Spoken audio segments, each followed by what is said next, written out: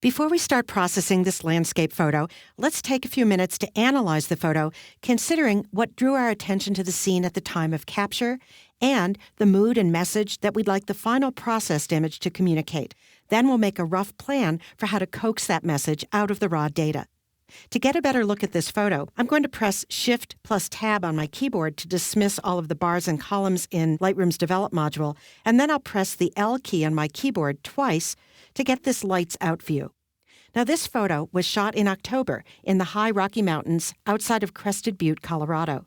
Just the week before, this hillside had been a riot of the Colorado brand of fall color, blanketed with the golden leaves of aspen trees. But peak viewing season ended early that year, just before we arrived for this shoot, leaving just strokes of vivid gold in the aspen leaves on the hillside and in the vegetation along the shore. Now, because the air in the high Rockies is so clear and dry, you often see features in even distant parts of a landscape with greater clarity than you might expect in a mountain scene like this. So I remember that the detail in the aspen groves and even in the peak of Gothic Mountain, about 5 miles away from our location, was impressively sharp. The light from this cloudless sky was bright, but it wasn't so contrasty as to obscure detail in the landscape. And, as is often the case at high elevations, the sky was a deep, rich blue. Of course, the mirror-like surface of the lake with its reflection of the mountain scene is what really caught our eye. Before the wind could come up to disturb the glassy surface of the water more, photographer John Lorenz and I started shooting, trying out many different angles and vantage points. I chose this shot as one to spend time processing because I particularly like its composition.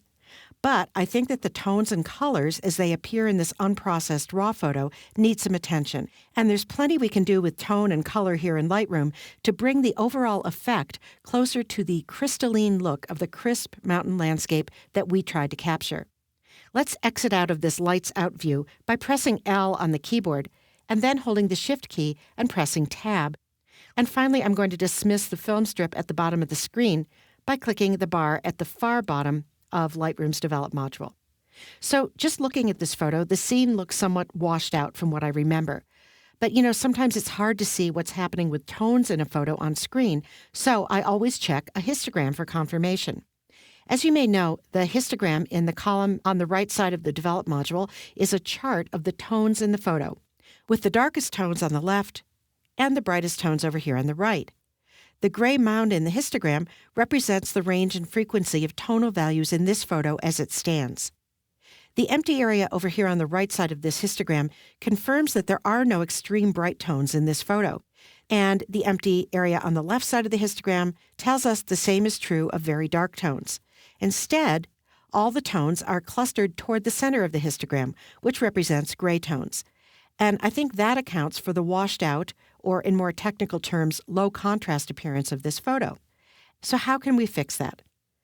As we process the photo, we'll try to move the black and the white points of the histogram farther to the extreme ends of the tonal range, which will expand the rest of the tones from the center cluster out across the entire tonal range.